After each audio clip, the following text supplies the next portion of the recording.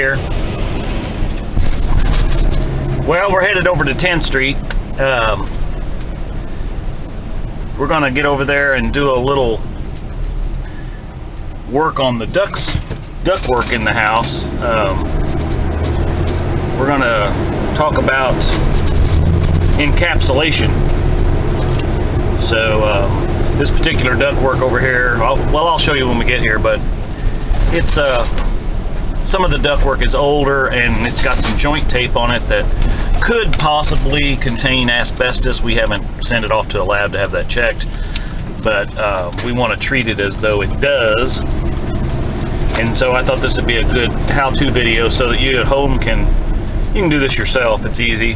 And so anyway, thought I would do that today. I got my helper with me, and of course he's always a good help. We got Spot up here on the dash. He takes care of the truck when we're not in it, so, or the van, whatever you want to call it. So anyway, all right, I'll show you more. Okay, well today we're going to talk about encapsulation. What is encapsulation? Well, in this example here, if you look up here, you can see some residue or some remnants of some old duct tape. Duct tape we use today for everything, but it was originally designed as repair kits for the military for aircraft during the war, because back then aircraft still had fabric on them, they weren't metal yet. And then later on they became sheet metal, and then duct tape was still used as a temporary patch thing, but they kind of got away from that. And the industry, as everything else that's developed usually for military or the space program, I think the American public and other publics or whatever, but in our case the American public adapts the use of something that was made for another product or another reason and start using it for a product, and that's the case with duct tape. So duct tape has changed through the years. Now we actually use for ductwork, we usually use, and I'll show you here what it is. We usually use, this stuff is actually like a thin, real thin piece of metal, and it's real sticky. So we use this type of thing, and we'll put it back up here to cover this up where this is missing. But the reason I'm talking about encapsulation is because we don't want this friable product here. Now let me pop this up here. This stuff, when it's dry, can be friable. So see, if you move this around, dust particles can come off of that and infiltrate into your nostrils and into your lungs. And asbestos, of course, is not good for that. Now, we did not test this, so I haven't sent it off to a lab. But the way I do asbestos and lead, we're not talking about lead here, but just to give you an example, the way I handle both of those is to treat them as if they really were, or if we already know they are. So in other words, I'm going to treat this as if it is asbestos. So we're going to encapsulate this today. And I'll just show you some other places where this is at, because you may have something similar to this in your house. I don't know if we can see it very good, but there's tape here. There's some tape joints here. So we're not going to rip that off and get dust off of it and all that. We're going to actually take a product and encapsulate this, and what that does is it turns it into like a hard plastic, if you will, with not regards to the word plastic so much, but it makes a hard covering over this. And the product we're going to use today, I've got a couple of them here. These just came from my favorite Home Depot box store thing that I go to. But you can get this I think this one may have come actually from True Value. They sell it, it's the same brand. And this one probably came from Home Depot. But basically all you do, you can use gloves, and I usually always put gloves on because you don't want to get the stuff all over you. Not that it's caustic, it's just messy. So I'll usually put on my gloves, and then I'll use a throwaway paintbrush and just cover the whole thing up, so that basically when we get done, it'll just look like we painted across anything that has this type of duct tape on it. So anyway, I'll show you more. Oh, and I've got my help with me today. I don't know what he's doing over there, but what you doing, Gunner? Anyway, all right, I'll show you more.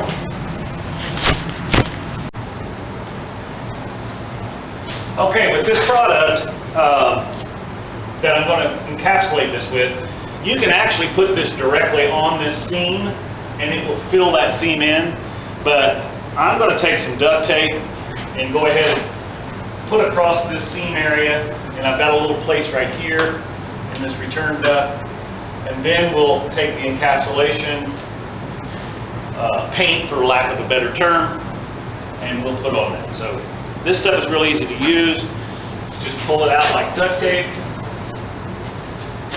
Just tear it off. And yes, by the way, I had some negative comments about the hat I'm wearing. So I thought for sure that I'd just wear it again today. So everybody's entitled to their opinion, and that includes me.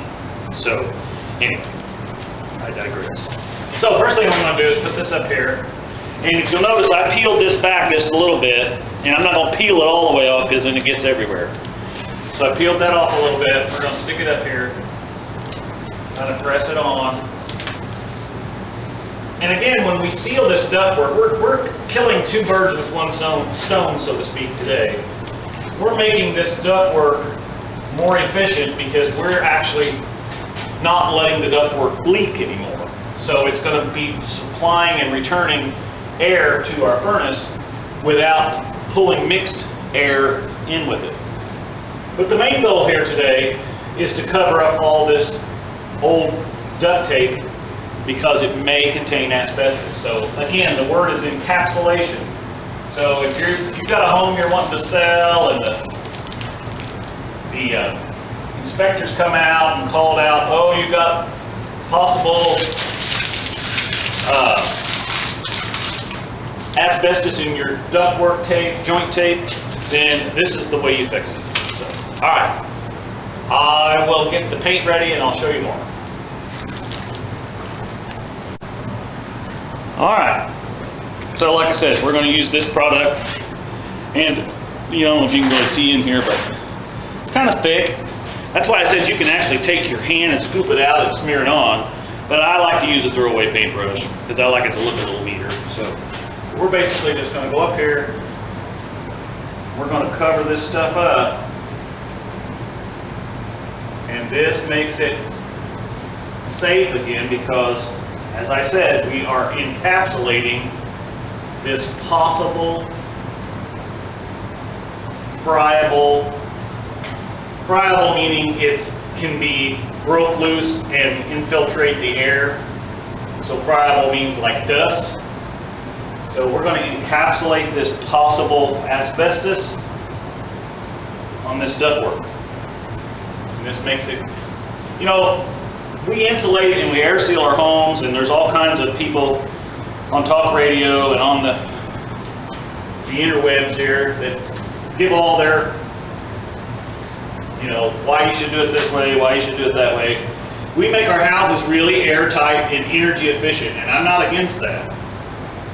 But when we do that, when we make them more energy efficient, we also make our houses more susceptible to indoor air pollution. So if you've got the house all of a sudden is really sealed up tight and you're not getting any air leaked in around your windows or around any place like that on the house, then all of a sudden you don't have fresh air from outside. And that means you're going to be breathing the air on the inside of your house. So I always tell my clients, would you rather breathe? Do you want to breathe fresh air from the outside, Or do you want to breathe air from your attic space or air from your crawl space? So you figure that out. So you've got to keep stuff like this from getting into that air so that you can have a healthier space. So, all right, I'm going to go ahead and finish this all up, and I'll show you when I get done. Thanks for watching. Okay, well, as you can see, this is the old stuff that was there, and there's the new stuff. Now, as this dries, it gets somewhat opaque. You know, you're gonna, I mean, you can still see it, but it's somewhat clear. Remember, it's just a coating. It's not about it making it look pretty and all painted up. I mean, if you want to paint your ductwork, paint your ductwork. I'm trying to seal in any contaminants that might get loose and become friable if this was in fact asbestos. Again, we didn't test it, so we don't know, but we're going to treat it as if it is. So you can see there was some here. Now, I actually went ahead and painted this area with that stuff too, only because I could tell that there used to be a piece of it here, and so there might be some little fragmentations of it left, so I wanted to encapsulate that as well. And then of course you can see the joint tape here, we encapsulated that. And that's another thing we'll talk about. Now, if you're doing this on your own, you don't fall under any guidelines on how you have to treat this stuff. So in other words, as a homeowner, I can come in here and just tear that stuff off, throw it in the trash and put it out and have the city haul it off. Or whatever way you get rid of your trash, haul it to the dump, whatever. But as a contractor, you have to use proper asbestos removal techniques in order to remove that. So remember that if you're going to hire somebody to do this, it's going to be really expensive if you want them to take it off. If you have them encapsulate it like I just showed you how to do, you're safe. The asbestos cannot get into the air, and you didn't have to pay any kind of abatement costs. I know. Ain't that right, Gunner? So anyway, keep that in mind. Hope that answered some of your questions. This is something that, you know, a lot of these older homes, at least in this part of the area where I live, are, and so we always try to make them as safe as we can.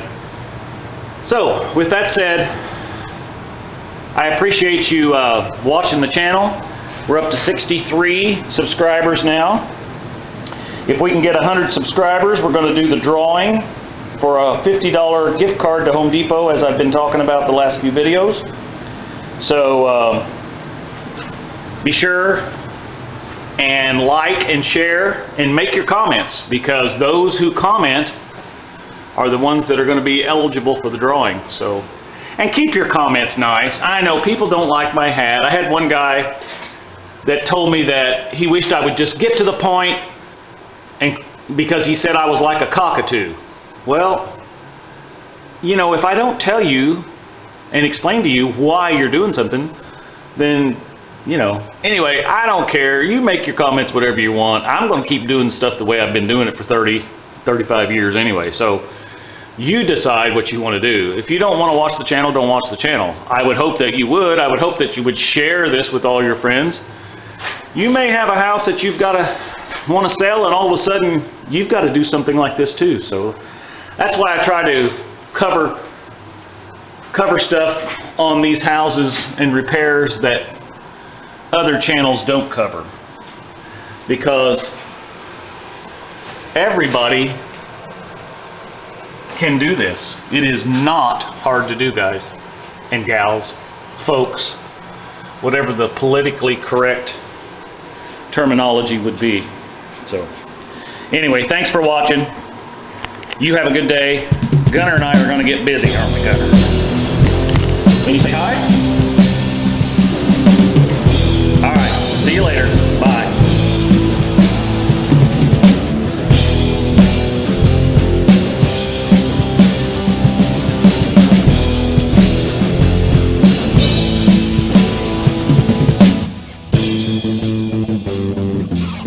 Run, Tallulah, run! Hi, baby.